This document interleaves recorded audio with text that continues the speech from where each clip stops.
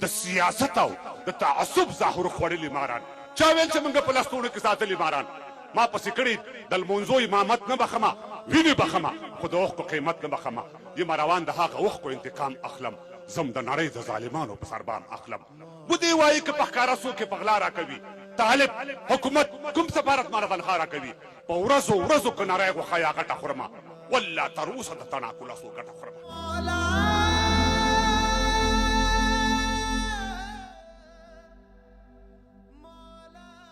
د مرګ ردیب ته مې سلګۍ را رسېدلې ده اوس هغه چاړه مې تر مرۍ را رسېدلې ده اوس د زړه خبرې مې لا هغسې په زړه پاتې دي راویښوم هغه وګړي چې وده پاتې دي پوخ یمه پوخ زه په یو پوخ کپس کې ژوند تېروم لکه مارغه په یو سرپوخ کپس کې ژوند تېروم څو چې پښتون یمه قرار به تر هغو نه لرم د خدای په ارته ځمکه حق ته اوسېدو نه لرم تر څو چې دې دین او مذهب ته وفادار یو موږ لکه سید قطب او منصور به سرپدار یو موږ تر څو چې دې هورهورکي پورې رڼا پورې وي نو تر هغو به یې وژونکی تور په ما پورې وي کله چې موږ د دې خپل دین او مذهب نه تیر شو کله چې موږ د پښتو حیا او ادب نه تیر شو نو د اساس او د قانون وینې به نه بهیږي امن به راشي د پښتون وینې به نه بهیږي نو سوات خیبر وزیر مسعود شوال وژنه کیږي دا په لوی لاس د پښتانه نسل وژنه کیږي دوی غواړي موږ له سیاست او اقتصاد وباسي دوی د تعلیم وکړي او موږ د لسواد وباسي قدر پکار ده د دې وخت ارزښت ته لاس واچوئ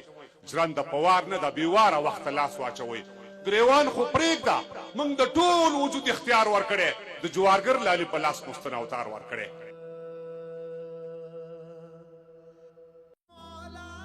ګریوان خو پرېږده موږ د ټول وجود اختیار ورکړی د جوارګر لالي په لاس مستن اوتار ورکړی هغه وعدې کړي لوزونه په یخ ولیکل شول بیا به وران نشي په یو تور کاڼې سخت ولیکل شول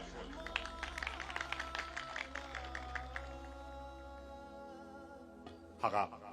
وعدې کړي لوزونه په یخ ولیکل شول بیا به وران نشي په یو تور کاڼې سخت ولیکل شول کړنه له موږ سره په دې عهد و پیمان شوې ده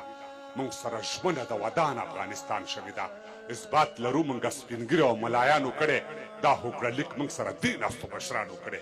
دین او مذهب پښتو په درې واړه خوندي وي پکې که څوک یې نه مني هغه خلک به نه وي پکې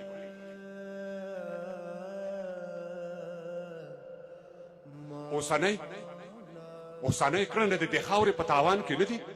دوه جمهوریته په یوه افغانستان کې نه دي باید روښانه شي چې څومره مسلې شوي دي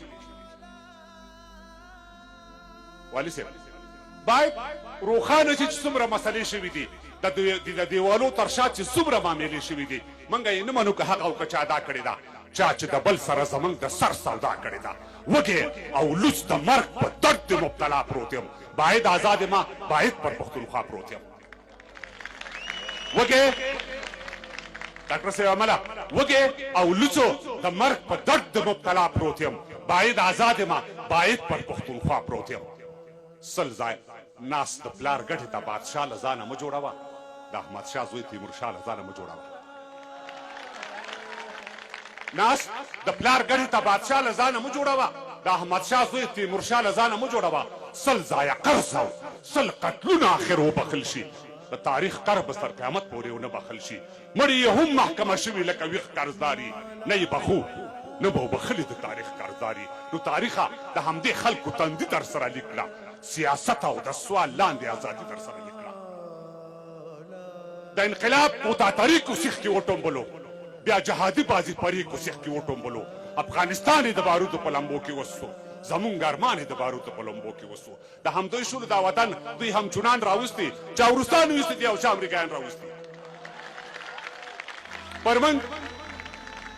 پر موږ ملکونه ورانوي او جوړوي پر موږ بارود راچلوي او چلوي پر موږ ته په وي په شا جګړې ته مو په داد وباسي د واک او ویش په وخت کې ولې موږ له یاد وباسي ولکه پر موږ الزام دی چې د بل ژبې ته ستنې وهي لعنت پر هغو چې افراط ته څوک لبنې وهي مسعودي صاحب پر موږ الزام دی چې د بل ژبې ته ستنې وهي لعنت پر هغو چې افراط ته څوک لبنې وهي طلوع چې هر څه کوي ودې کې پروا نه کوي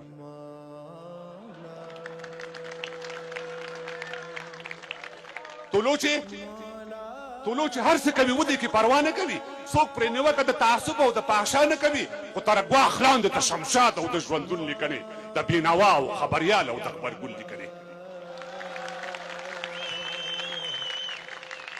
طلوع چې هر څه کوي ودې کې پروا نه کوي څوک پرې نیوکه د تعصب او د فحشا نه کوي خو تر ګواښ لاندې د شمشاد او د ژوندون لیکنې د بېنوا او خبریال او د غبرګون لیکنې د پېښور پښتون ولس ته سلامونه کوو